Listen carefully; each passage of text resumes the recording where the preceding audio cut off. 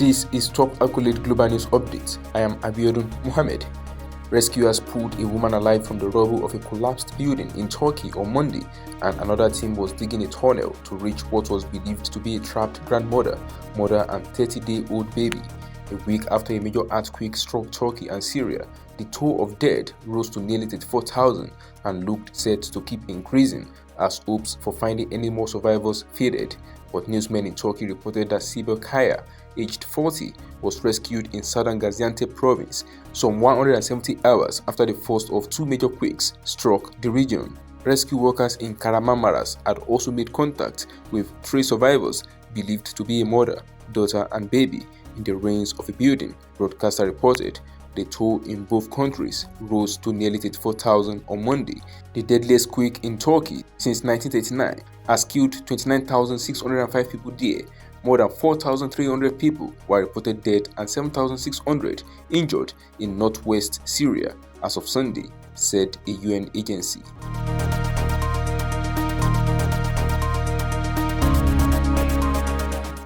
Ukraine's power grid is meeting consumers' energy needs after repair works were carried out following the latest wave of Russian attacks on critical infrastructure, the country's energy minister has said.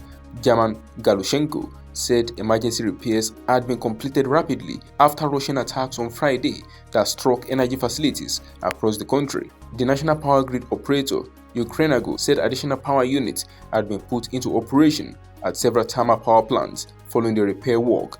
Russia's defense ministry says Moscow's troops have pushed forward a few kilometers along the front lines in Ukraine. The ministry said Russian forces had managed to advance 2 kilometers to the west in 4 days. However, it did not say along which part of the long front line encompassing several Ukrainian regions in the country's south and east they had moved.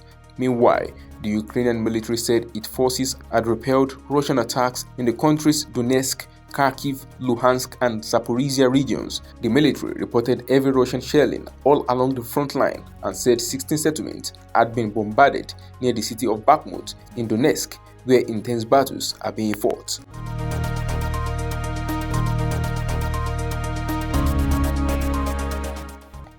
Israel's far-right cabinet has approved the legislation of 9 illegal settler outposts in the occupied West Bank, drawing condemnation from the Palestinian Authority (PA), which called the move an open war against its people.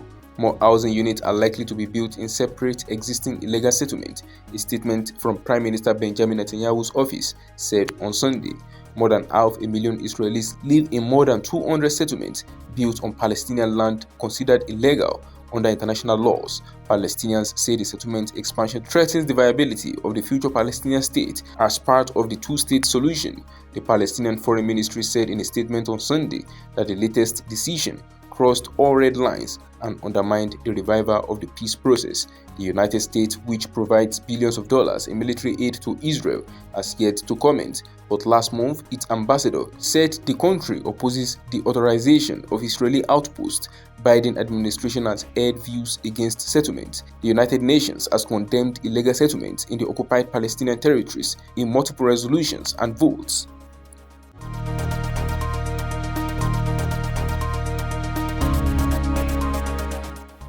US military fighter jets on Sunday shot down an octagonal object over Lake Huron, the Pentagon said. The latest incident since a suspected Chinese surveillance balloon put North American security forces on high alert. It was the fourth flying object to be shot down over North America by a US missile in a little more than a week.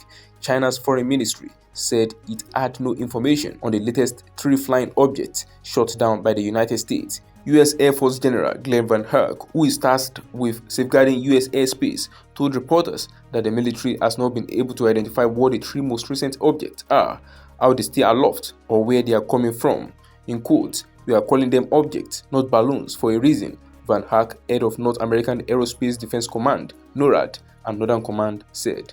Van Herk said he would not rule out aliens or any other explanation. Another defense official, speaking on condition of anonymity, subsequently said the military had not seen any evidence that the objects were extraterrestrial.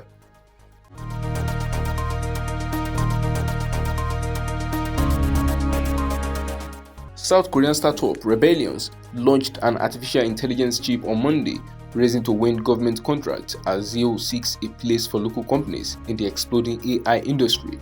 The company's Atom chip is the latest Korean attempt to challenge global leader Nvidia in the hardware that powers the potentially revolutionary AI technology. AI is the talk of the tech world as ChatGPT, a chatbot from Microsoft-backed OpenAI that generates articles, essays, jokes, and even poetry, has become the fastest-growing consumer app in history just 2 months after launch, according to UBS. Nvidia, a US chip designer, has a commanding share of high-end AI chips, making up about 86% of the computing power of the world's 6 biggest cloud services as of December, according to Jefferies chip analyst Mark Lipakis. The South Korean government wants to foster a domestic industry, investing more than $800 million over the next 5 years for research and development, in a bid to lift the market share of Korean AI chips in domestic data centers from essentially 0 to 80% by 2030.